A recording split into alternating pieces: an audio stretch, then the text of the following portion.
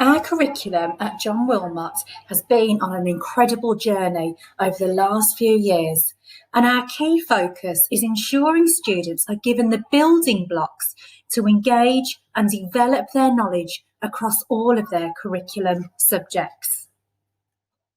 As we are part of the ATLP, our curriculum intent is shared across all of our schools and addresses 4 key areas. We have been developing our understanding of cognitive science and how these strategies are utilised in lessons, for example, the use of thinking maps, dual coding, and thinking harder strategies. We understand the importance of building and applying knowledge for our students is really significant, and our 2-year Key Stage 3 ensures that there is opportunity for full and in-depth coverage of the national curriculum that will lead them to have the key skills at GCSE. Our work within the MAT has allowed for collaborative planning across all of the schools, Key Stage 2 schools and Key Stage 3 and 4. Starting with years 7 and 8. This has helped with teacher workload to ensure that planning and resources are created centrally. This allows time for effective intervention and immediate feedback to the students within the classroom. We also need to address the social disadvantage and to ensure that all of our students across the MAT are given opportunities to increase their cultural capital. Our schemes of learning ensure that this is possible. Through our collaborative planning and our understanding of cognitive science, we can ensure that our students receive first quality teaching every lesson. This is the best intervention for all of our students. Our new curriculum has been built on 5 pillars. Content and sequencing has been examined in great depth to ensure that the curriculum in all schools is designed to help students to know how to remember more in their long-term memories. We start with teaching the right knowledge. We understand that students can't learn everything, so we need to give them the tools in order to create good long-term and organised memories. We want to be able to identify what are the tricky concepts that they are going to need to know. The development of schemata, the ordering and sequencing of content in a logical way, being able to share explicit links between content. The use of our space practice to signpost and reteach content at regular intervals so that our students understand that a Do It Now activity might be something that they learnt in a previous half term, but we are revisiting this. Our retrieval practice, regular low-stake quizzing of content. Students retrieve this content from memory, and this retrieval process strengthens their learning. This may be done as a form of informal assessment through a Do It Now activity to help students understand what they have been learning about. The application of knowledge so that students are able to apply these practices within their own written work, which will allow them progression and success. Our philosophy across the ATLP and at John Wilmot is for a knowledge-engaged curriculum. The cognitive education enables students to think independently and contribute positively to society and the wider world. We want to ensure our intent and implementation across the schools has the right impact, and by working together, we can have effective quality assurance. At John Wilmot, our principles were to ensure the following: tasks versus understanding, big ideas versus key knowledge, and concepts and rich connections. We wanted this to be the body of our knowledge across all our subjects that we share with our students. This would mean that learning was for good and not just for now. That we'd have high aspirations and challenge for all of our students, and that our curriculum was sustainable. Learning for good and not just for now. We want students to be able to manipulate their understanding and store things in their long-term memory. And one of the ways in which we can do this is through revisiting topics and concepts over time. Our assessments have an 80-20 split. 80% of it is tested on their new subject knowledge. 20% of it is revisiting topics that they might have done in a previous half term. The reason for this, it helps mastery to be achieved.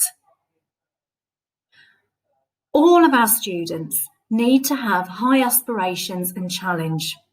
And at John Wilmot, we have a very clear vision of the skills and knowledge our students need to acquire to be successful.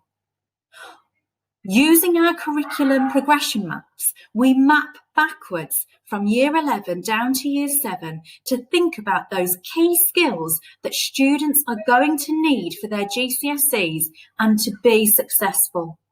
We want to ensure that the basic building blocks are in place and are built on informed by formative assessments at each step of the journey.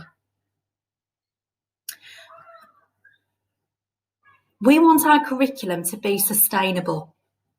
The national curriculum provides pupils with an introduction to essential knowledge that they need to be educated citizens. And our Key Stage 3 curriculum forms the foundations for future learning. We need to plan time in our curriculum from year 7 and keep coming back to it.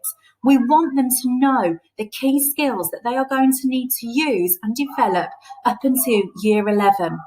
And if we get things right in year 7 and year 8, then our students moving into year 9 and 10 will have a good knowledge set and skills base, which means that there's going to be intervention light later on.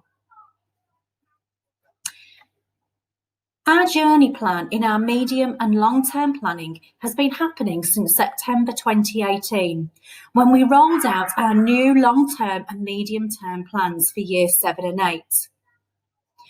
This was to fit in with our sustainable and challenge for our curriculum. MFL, Science and History were part of the pilot subjects for the new ATLP curriculum groups and have rolled out their new Year 7 curriculum. These schemes have been developed in collaboration with primary and secondary schools. Resources and medium-term plans have been put together with teachers across the partnership. This year, all of the other subjects joined the curriculum groups, while Science, History and MFL began work on our Year 8 curriculum. This progression of our curriculum groups allows for consistency and experiences across our MAT schools. This is an example of what one of our long-term plans at John Wilmot looks like. And some of the key aspects here is looking at the detail that the students will cover in the autumn, spring and summer terms. The related concepts lets us think about the linked topics and concepts that are revisited over time. And this is helping our students' cognitive load to ensure that they have a better understanding of the topics. Here, the description of the topic and key learning outcomes are linked to an understanding based on the national curriculum and the GCSE demands.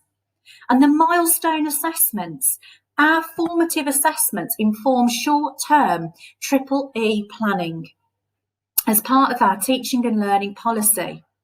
Our assessments allow students to revisit and be retested in certain areas of particular topics to develop their understanding and improve their responses. We want students to know what the key knowledge is they are going to learn in that particular topic and what are the key skills that are going to be taught through that knowledge.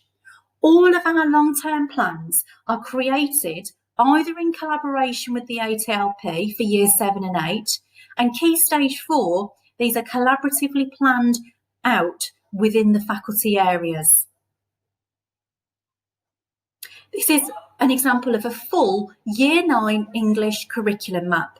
As you can see, it is extremely detailed, linking to the assessment objectives.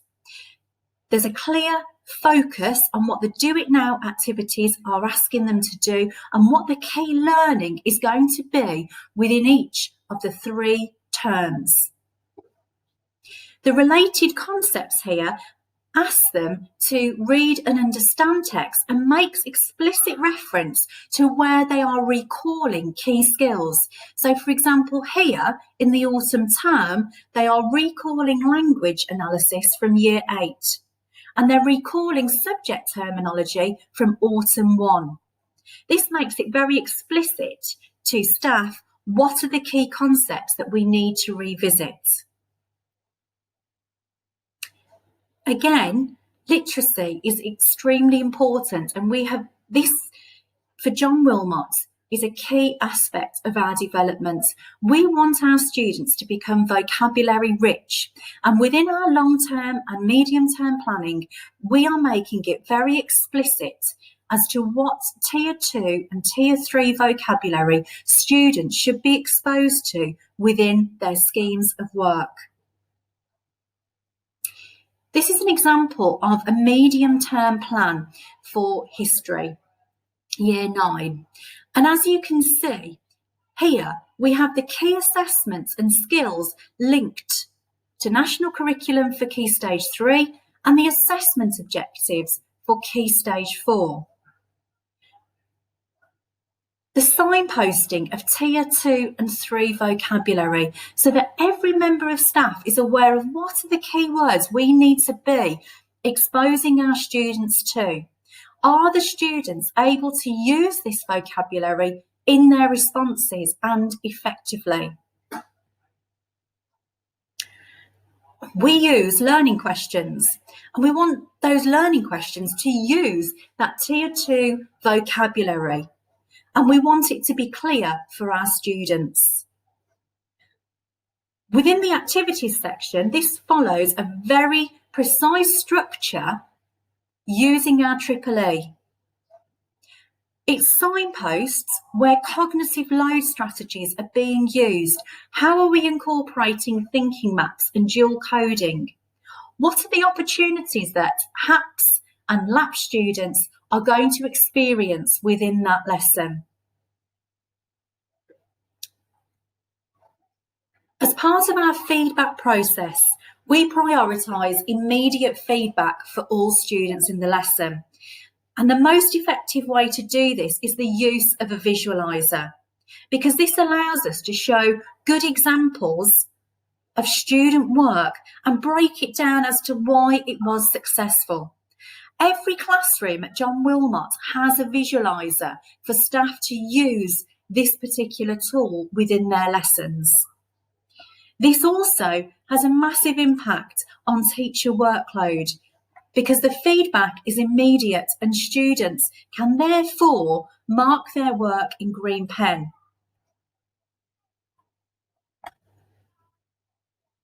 Two years ago, we introduced knowledge organisers for years 7 and 8. This is now rolled out to Key Stage 4 as well. And on our schemes of learning, we direct students to look at specific parts of their knowledge organiser so that in future Do It Now activities, there might be a multiple choice question quiz, or it might form part of the Do It Now activity for them to be able to recall and revisit their learning. This direction for the knowledge organiser allows our students to become independent thinkers and forms part of our home learning. All of our medium-term plans are collaboratively planned within the department or as part of the partnership. Every scheme of work for every term is planned in this way. This allows teacher workload of planning the resources, the PowerPoints, to be reduced so that we can focus on what is happening in the classroom. It may mean that we need to tweak our particular lessons for a particular group, but the basis of the lesson is there. There is consistency in what all students are being taught. The learning question and the learning outcomes will allow for the same experience for every single student. And finally, we introduced enrichment lessons for our students in September, and this was to develop the cultural capital of our students through exposing them to new and exciting opportunities. We wanted them to have a range of activities and experience that would supplement their taught subjects and allow them to have opportunities that might not always be accessible to them. So, for example, our students at John Wilmot have had numerous theatre trips, visits to the museum, cinema trips, educational visitors in school, as well as having lessons such as film club, knitting, baking, cycling, dancing. This allows we are accessing a broad and balanced curriculum for all of our students.